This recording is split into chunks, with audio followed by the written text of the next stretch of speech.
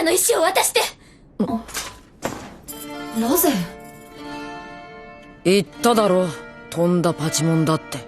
それに勝手に壊れちまった。嘘よ。独り占めする気なんでしょ。あなたたちの体。そうよ。それにお母さんだってもう一度。黙れ！死んだ人間は生き返らない。二度と生き返るって言ったのよ。祈れば叶うって言ったのよ。奇跡は起きるって。これから私は何にすがって生きていけばいいのよ。教えてよ。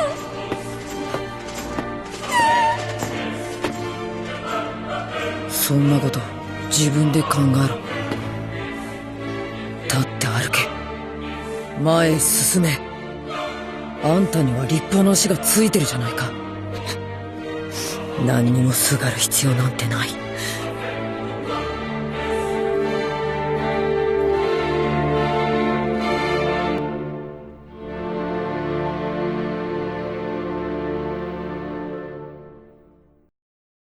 I have always loved this scene from Fullmetal Alchemist Brotherhood.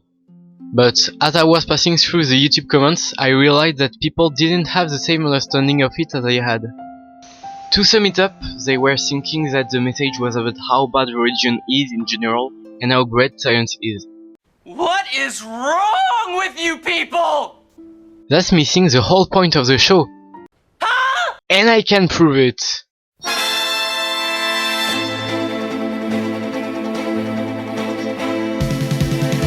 To Edward, man is nothing but the sum of the required materials in order to compose a human body. This materialistic assertion is completed by the exposition of his Promethean vision.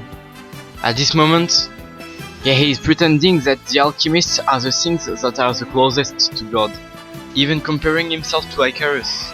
Edward thinks that he can resolve any problem with alchemy. Rose, on the other hand, believes that there is a spiritual world in addition of the material one. Little Ed's just playing hard to get. He should acknowledge by now the existence of the soul, since his brother is living without a material body. Anyways, Rose did put her faith into religion in order for its deity to resurrect her lover. Turns out the priest was a fake. It's a fake.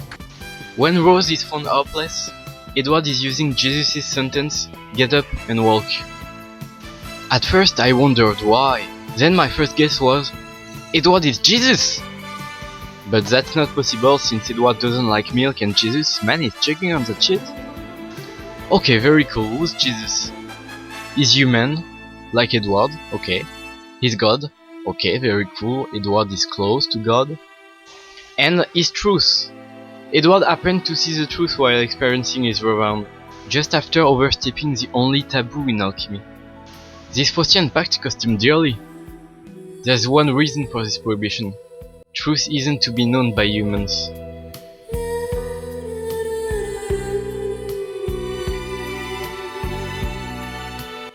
Why shouldn't you perform human transmutation? It's a question of the truth and the question of what is forbidden. Occidental philosophy has completely changed after the arrival of Judaism and Christianism. From the Greek realism, the individual is going to break away from cosmos and nature. That's the qualitative leap from Athens to Jerusalem. I am going to make my point with a few founding myths. First off, when God asked Abraham to kill his son Isaac. But before he does, God says, no, it's okay. Abraham's story is about the idea that the value of the rule must scale on the quality of the authority that issued it. The norm takes its legitimacy from its author, from its form, but the content is irrelevant. That's the very core of positivism. In Politics as a Vocation, Max Weber says that the scientists must be neutral in axiological matter, like Abraham. Here, it doesn't seem that anyone could have prescribed the rule of no human transmutation, except for truth itself or nature. Now, second myth, the incarnation. Quickly, because we saw it earlier, man can be God, which means that now there is an immanence of the subject. So now the third myth, and the most interesting in our case, the original sin. So, you know it, everything was fine in Eden's garden, Adam and Eve.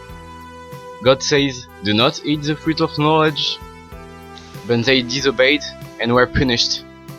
The classical exegesis states that God is punishing the temptation of knowledge. He deprives Adam and Eve from their theoretical reason in axiological matter. They can't assume the truth relative to values, morals, ethics, deontology. That's why Edward is arrogant in the beginning, for instance. As an atheist, he knows God doesn't exist, while Rose believes it exists, and therefore is adopting a much more humble posture. Something else likely to give us an hint. A score of the series is named after Dostoevsky's book, Crime and Punishment. In this novel, punishment is of psychological and moral nature, while Adam and Eve's is physical. Well, sadly for Alphonse and Edward Elric, it's both. That's quite logical, since the very purpose of alchemy is to talk about metaphysics through physics.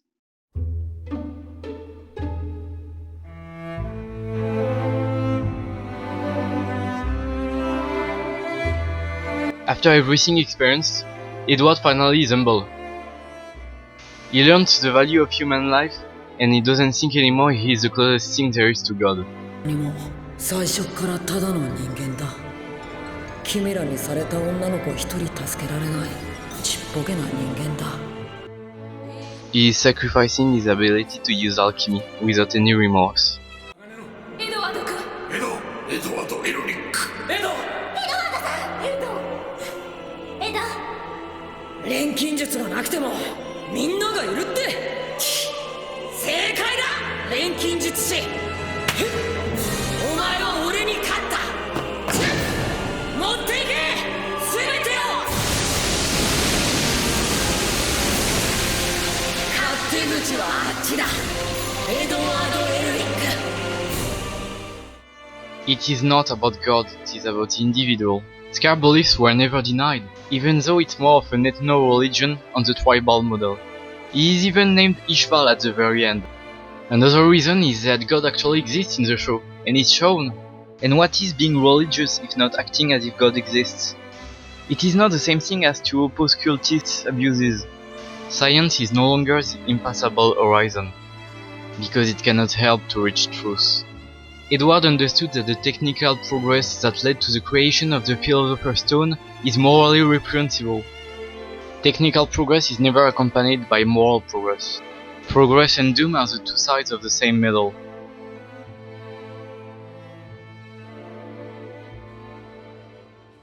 So, always keep in mind that many terrible things were done in the name of progress. And remember that life is short and precious, and you are beautiful. You have to be careful. Seize the day. Bitch, I love you.